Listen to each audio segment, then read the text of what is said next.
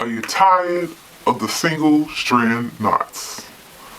I know you are, because I was tired of them too. I'm Michelle from Fine Natural Hair and Faith, and in today's video I'm going to share with you 3 ways that I have found help to prevent single strand knots. In the interest of disclosure, single strand knots, getting them, it's just a part of having natural hair. Everybody knows that, because you know, our hair with the curls and everything, they kind of tangle upon themselves, shed hairs release, and you sometimes get knots.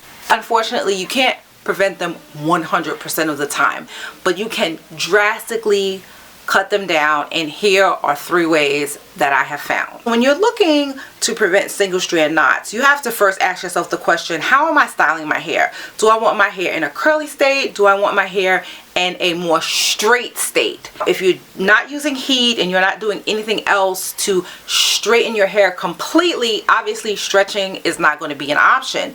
But for me, I found that stretching my hair, and this is a very common way to prevent single strand knots, stretching my hair helps to prevent them a lot. What I mean by that is, right now my hair is in a pretty stretched state.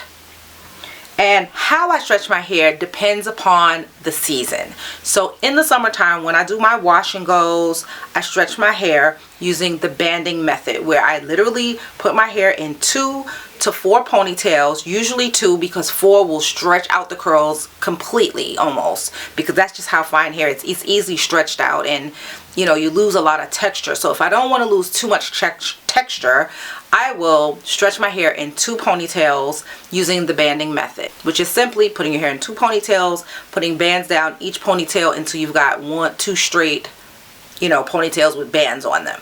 In the winter time, like now, where I want to maintain some curl, I stretch my hair using the braiding method, which is just after I wash my hair, I work the same products through as if I want to do a wash and go, and then I put my hair in 2 plaits. So either I'll do 2 plaits or I'll do 2 cornrows. To get more texture in the front, you do 2 cornrows. To do less texture but more stretching and, you know, more texture at the ends, you'll do 2 braids. So that is one way I find really helps with preventing single strand knots, that is stretching your hair.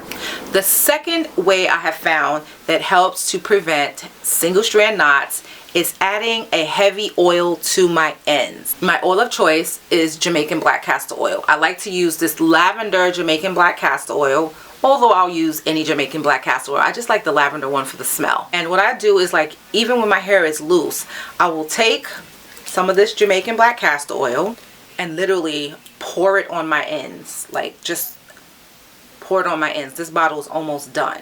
And then I like to just massage the oil into my ends. Now, if you have been a follower of my channel for any time, you know I got a diva cut back in August. That cut is pretty much done. I don't want to revisit that cut. It was nice while it lasted in the summer with all the layers, but my hair's grown out quite a bit. And it's, you know, I believe it's because I reduced the amount of single strand knots that I get. And I like to just simply rub in a heavy oil. Having fine natural hair, I don't advocate for putting heavy oil throughout your entire head, because then your curls will just look loose and limp and lifeless, and ain't nobody got time for that. You want to maintain some body and bounce, so what you do is you add a little of the heavy oil to the ends of your hair. So I do it all around, and it works really well if you have twists, because then you don't, it doesn't really matter like how much oil you put. You can actually work them down the twists as well, and you know, you have a nice shine. But anyway, on the ends, it helps prevent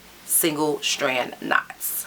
The third way I have found helps me with preventing single strand knots is to use gel when I style my hair. Using a light gel, like I've been using this forever, Curl Crush by Curl Prep. This Curl Crush Around the Way gel, it's an old label because I've had this forever, and I tend to, you know, I bought a ton of bottles, a ton of jars. I bought a ton of jars, and I just have like a lot left because I use a lot of different gels. When I look to use gel in my hair, what that does is it helps to kind of clump the curls, so that, you know, when, even if I get a shed hair, everything stays clumped together, so it doesn't form knots on the end. So when I would do this, obviously when doing a wash and go, you would use a gel. I like this gel. It pairs for me with all of the leave-ins that I use. But let's say, you know, you're not doing a wash and go. You just, you know, maybe you want to wear your hair in rollers. And you know, you just want to wear a curled style with after you take out the rollers. I find that just putting a little bit of gel on the hair and then rolling it up with the roller until it dries and then taking it out helps to prevent single strand knots, because the hair is sort of stiff, but you know, you have your body at the roots. The roots don't get single strand knots. You know, your single strand knots begin at the end. So if you add a little bit of gel, and bonus if you add the gel and the oil, that kind of helps to prevent single strand knots. I think the key with whatever method you use is to keep your hair clumped and smooth on the ends, and that will help you to prevent single strand knots. Yes, you must keep your hair moisturized. We all know that. But when you add gel, or if you add oil, you don't have to do both, but if you add one or the other depending on the hairstyle that you're rocking, that can help you with preventing single strand knots. And here's a bonus, number 4, which is not really a bonus tip. It's just something that you should do regularly anyway. Keep your ends neat. In other words, when it's time to get a trim, get a trim. I haven't always been the best at this, but I find that when my hair is in a neater state on the ends, they don't tangle as much, you know? Anyway, that is it. Thank you for watching this video. I will see you in the next video, which will is actually, it won't be the next video, it'll actually be the video after that, where I plan to share a week in my hair. So from wash day all the way through the week, what I do to my hair. I'm going to show you each day, well, 5 days. 7 days might just be way too long, but 5 days I will show you from the time I wash my hair to what I do to it each and every day. And I will try to keep it short. I'll clip it up and I'll break it down, and you know, that might actually be like 2 weeks from now, maybe 3.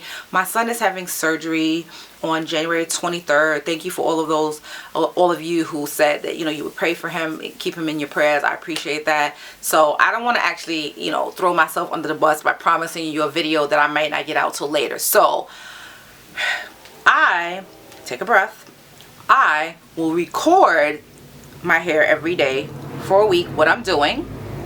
And then when I get an opportunity to edit it, I will put that up. It won't be past February though, because the surgery that he's having is to really put his hip back in place. His hip had dislocated. So we'll be in the hospital for 4 days and then I'll come home. So probably not that weekend we come home, but the weekend after. Anyway, I'm like so rambling, is not even funny.